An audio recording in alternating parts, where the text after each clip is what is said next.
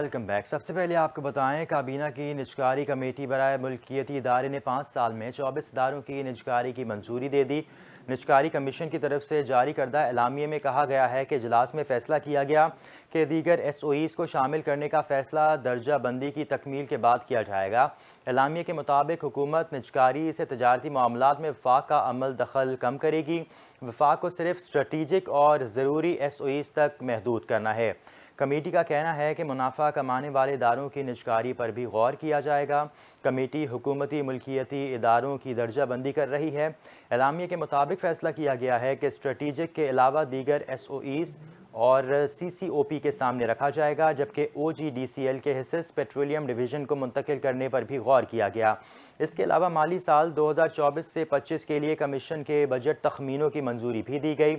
رواں مالی سال کے لیے کمیشن کے بجٹ کی رقم 8,169 ملین روپے ہے۔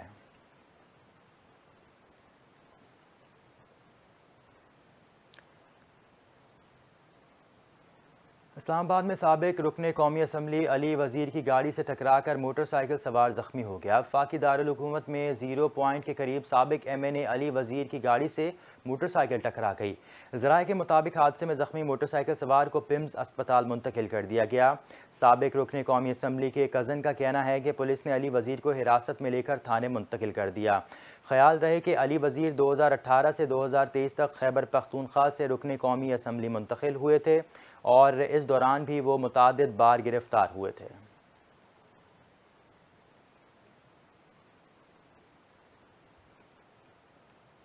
کراچی کے مختلف علاقوں میں وقفے سے بارش کا سلسلہ جاری۔ محکمہ موسمیات نے آج بھی بارش کی پیشگوئی کر دی۔ محکمہ موسمیات کے مطابق کراچی میں 24 گھنٹے کے دوران گرج چمک کے ساتھ بارش کا امکان ہے۔ محکمہ موسمیات کے مطابق شہر قائد کا اس وقت درجہ حرارت 27.5 ڈگری سینٹی گریڈ ریکارڈ کیا گیا، جبکہ زیادہ سے زیادہ درجہ حرارت 33 ڈگری سینٹی گریڈ تک رہنے کا امکان ہے۔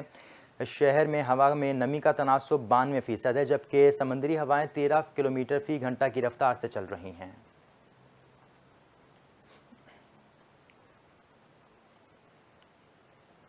آگے بڑھیں گے۔ بانیہ پی ٹی آئی اور بشرا بی بی کے خلاف 190 ملین پاؤنڈز ریفرنس میں تفتیشی افسر ڈپٹی ڈائریکٹر نیب میاں عمر ندیم کا بیان سامنے آ گیا۔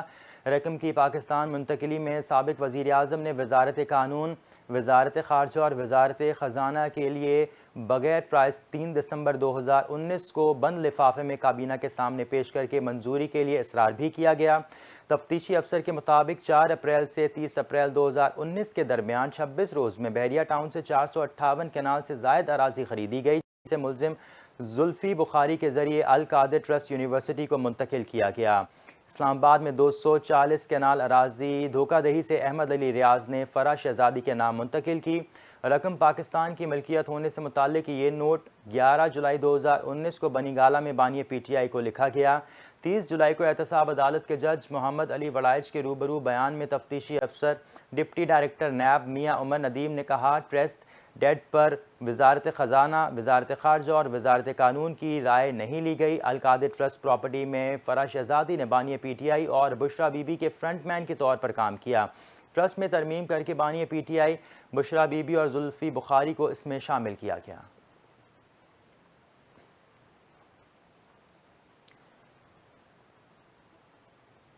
حکومت نے تنخواہ دار طبقے کو انکم ٹیکس میں ریلیف پر غور شروع کر دیا ہے، لیکن اس سے پہلے آئی ایم ایف کو اعتماد میں لیا جائے گا۔ وزارت خزانہ کے ذرائع کے مطابق وزیر اعظم شہباز شریف نے تنخواہ دار طبقے کو ریلیف فراہم کرنے کا ٹاسک خصوصی معاشی ٹیم کو سونپ دیا۔ کم تنخواہ والے سلیب کو 40 ارب روپے کا ریلیف دینے کی تیاری کی جا رہی ہے۔ ماہانہ 1 لاکھ تک تنخواہ لینے والوں کو ریلیف دینے کے لیے مختلف تجاویز پر غور ہیں۔ ذرائع کے مطابق تنخواہ دار طبقے کو ریلیف کے لیے فنڈنگ سالانہ بجٹ سے نہیں لی جائے گی، اس کے بجائے ترقیاتی فنڈز میں کٹوتی کر کے کم تنخواہ والے سلیب کو ریلیف دیے جانے کا امکان ہے۔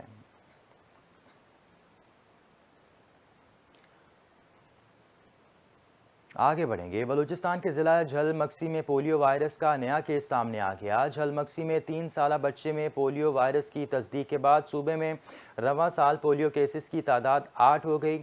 محکمہ صحت کے حکام کے مطابق ضلع جھل مکسی میں پولیو وائرس کا نیا کیس رپورٹ ہوا ہے۔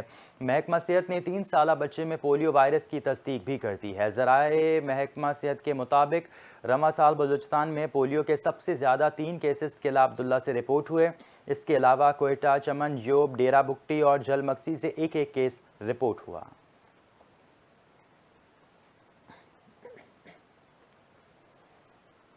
اور ابھی آپ کو بتائیں، پاکستان تحریک انصاف نے پارٹی رہنما اور ایم این اے شیر افضل مروت کی بنیادی رکنیت ختم کر دی۔ پی ٹی آئی کے additional secretary general Firdous Shamim Naqvi کے دستخط سے جاری اعلامیے میں کہا گیا ہے کہ شیر افضل مروت نوٹس پیریڈ پر تھے۔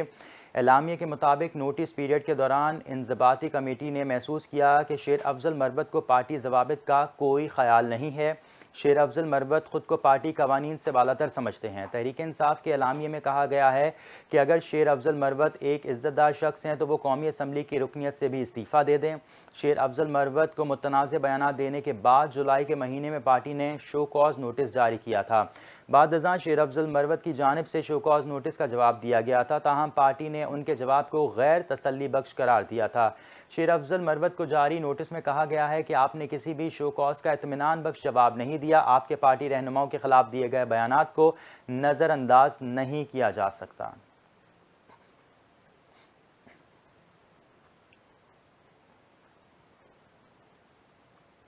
یوسف رضا گیلانی کے صاحبزادے اور رکن قومی اسمبلی علی قاسم گیلانی نے کہا ہے کہ پیپلز پارٹی پنجاب کو حکومت سے تحفظات ہیں جنہیں دور کیا جانا چاہیے۔ علی قاسم گیلانی نے کہا کہ مریم نواز بڑی محنت کر رہی ہیں لیکن انہیں ہمارے تحفظات دور کرنا ہوں گے۔ مریم نواز بیوروکریسی کی طرح نہیں بلکہ سیاستدان کی طرح ہمارے مسائل حل کریں۔ انہوں نے کہا کہ 2 ہفتوں سے لندن میں ذاتی خرچے پر اہلیہ اور خاندان کے دیگر افراد کے ساتھ موجود ہوں۔ والد اور خاندان کے دیگر افراد اپنا خرچہ خود برداشت کر رہے ہیں۔ میڈیا اور سوشل میڈیا پر جعلی خبریں چلانے والوں کو شرم آنی چاہیے۔ علی قاسم گیلانی نے کہا کہ مہربانوں نے ہاؤس آف لارڈز میں پاکستان مخالف لابیز کے ساتھ بیٹھ کر پاکستان کے خلاف باتیں کی۔ مہربانوں سے سوال ہے کہ انہوں نے پاکستان مخالف قوتوں کے ساتھ بیٹھ کر باتیں کیوں کی۔ انہوں نے کہا کہ 2018 میں میرے بھائی کو زبردستی ہرا کر مہربانو قریشی کے والد کو جتوایا گیا تھا۔ ہارے ہوئے شاہ محمود قریشی کو جتوانے پر تاریخ کبھی معاف نہیں کرے گی۔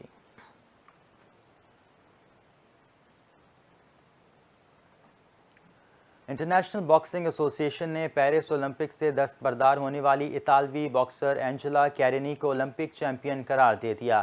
آئی بی اے نے اطالوی باکسر اینجلا کیرینی کو اولمپک چیمپئن کا انعام دینے کا اعلان کیا ہے۔ صدر آئی بی اے عمر کریملو کا کہنا ہے کہ آئی بی اے اینجلا کیرینی کو گولڈ میڈلسٹ کے لیے مقرر انعامی رقم دے گی۔ انٹرنیشنل باکسنگ ایسوسی ایشن نے مئی میں پیرس اولمپکس باکسنگ ایونٹ کے 100 میڈلز کے لیے $31 لاکھ کی انعامی رقم مختص کی تھی۔ گولڈ میڈل پر $1 لاکھ انعام ہے جس میں $50,000 پلیئر، $25,000 کوچ اور $25,000 فیڈریشن کو ملنا ہے۔ واضح رہے کہ اینجلا کیرینی پیرس اولمپکس میں ایمان خلیف کے خلاف 40 سیکنڈز میں دستبردار ہو گئی تھی۔